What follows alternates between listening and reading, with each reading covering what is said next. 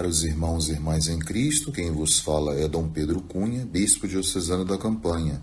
Hoje é domingo, dia 11 de fevereiro, e nós estamos celebrando o sexto domingo do tempo comum, cujo evangelho é o de Marcos 1, 40 a 45, que diz assim: Aproximou-se dele um leproso, suplicando-lhe de joelhos: Se queres, podes limpar-me. Jesus compadeceu-se dele, estendeu a mão, tocou e lhe disse: Eu quero ser curado. E imediatamente desapareceu dele a lepra e foi purificado. Jesus o despediu em seguida com esta severa admoestação: Vê que não o digas a ninguém, mas vai, mostra-te ao sacerdote e apresenta pela tua purificação a oferenda prescrita por Moisés para lhe servir de testemunho. Caríssimos irmãos e irmãs, quem participar da Santa Eucaristia de hoje poderá também observar que na primeira leitura, que é retirada do livro de Levítico, o capítulo 13, vai observar algumas leis ou prescrições judaicas, que obrigava, portanto, os leprosos a deixarem sua casa, a abandonarem seus parentes e o convívio com as outras pessoas. E deviam, além disso, morar afastados de todos, fora dos lugares habitados, nas cavernas e também revestidos de trapos. Se por algum motivo se encontrassem com alguém, os leprosos deviam gritar que eram impuros, para que este não se aproximasse deles e ficasse impuro também. Hoje, graças a Deus, com o avanço da medicina, nós não temos mais esse problema, porque já temos a cura para este mal. Mas não era assim na época de Jesus. Um traço muito marcante nesse evangelho de hoje é que o evangelista São Marcos, ele, nesse primeiro capítulo ainda, ele quer resumir com esse milagre do leproso a atividade de Jesus na Galileia.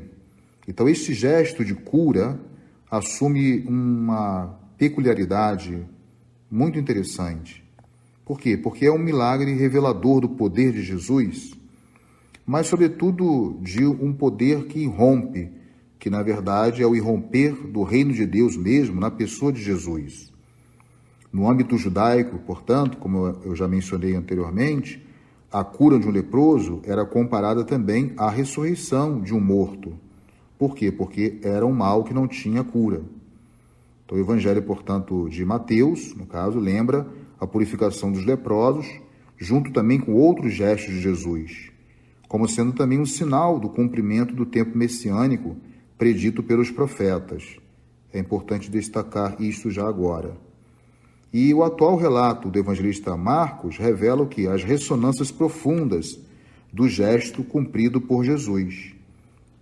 E sobressai aí, logo, uma atitude, como eu falei para vocês, contraditória de Jesus para com o doente, porque ele, em certo sentido, transgride ou ultrapassa, né, o que, na verdade, a lei do livro do Levítico previa.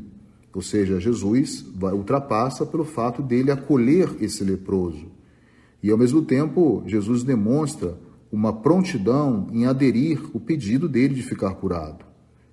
Mas, de outro lado, também tem uma ordem de Jesus muito severa, pedindo que ele se calasse. E, ao mesmo tempo, uma despedida um tanto quanto rude da parte de Jesus, porque ele mandou embora esse leproso. E aqui o evangelista Marcos, né, usa exatamente o mesmo verbo para indicar, né, esse ir embora, a expulsão do demônio. Então, além disso, a cura, ou melhor ainda, a purificação operada por Jesus, com um gesto claro e contrário às normas rituais de segregação dos leprosos, vai contrastar abertamente com a ordem de mostrar-se ao sacerdote e fazer a oferenda, conforme as prescrições legais.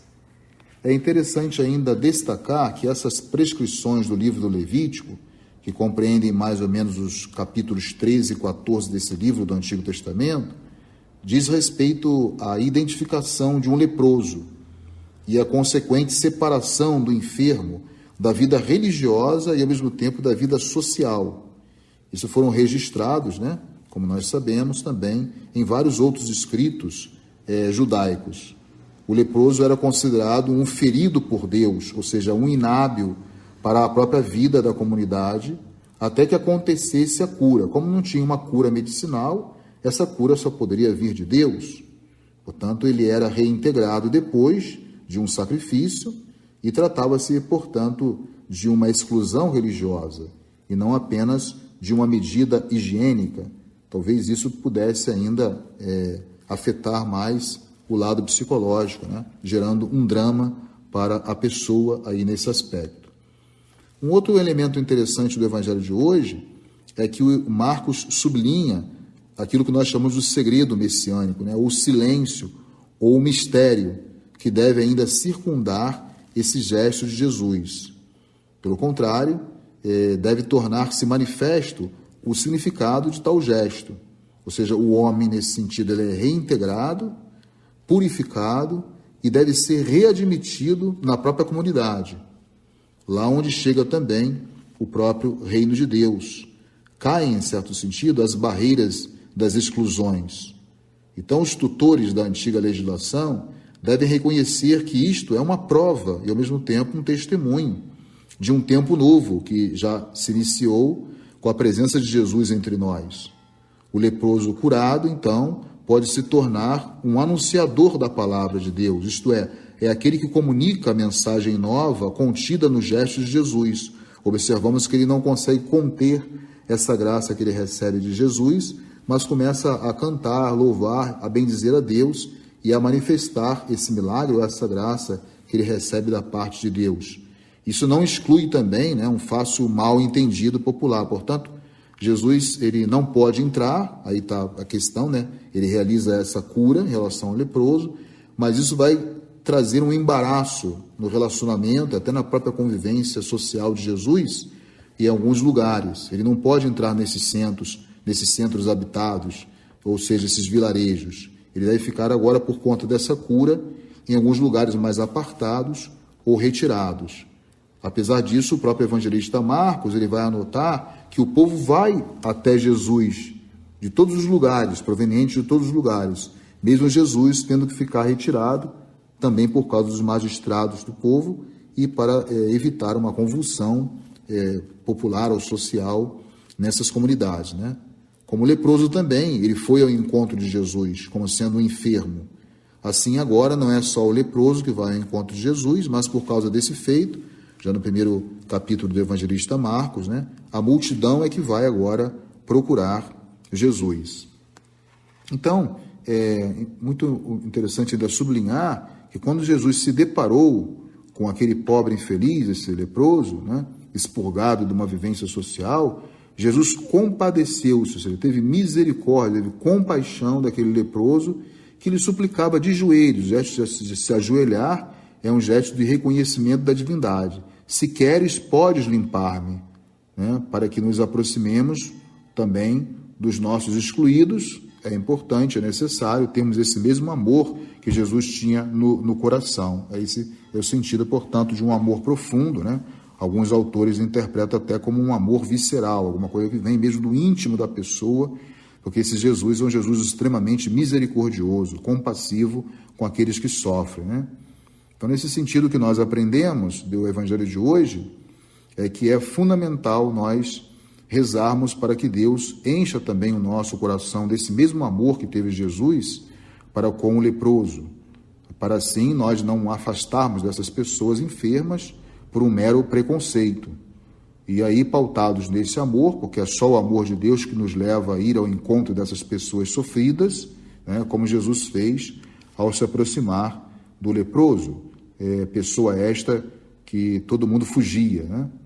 E, ao mesmo tempo, somos chamados e somos inspirados por esse evangelho de hoje a levar a nossa própria natureza a vencer também todo tipo de rejeição em relação às pessoas, que muitas vezes também, independente da doença, nós não gostamos das pessoas a uma primeira vista, então temos que corrigir o nosso coração, pedindo, portanto, que o nosso coração seja semelhante a esse coração do Cristo, foi capaz de ter misericórdia e compaixão, se colocar no lugar desse leproso que sofria essa rejeição social.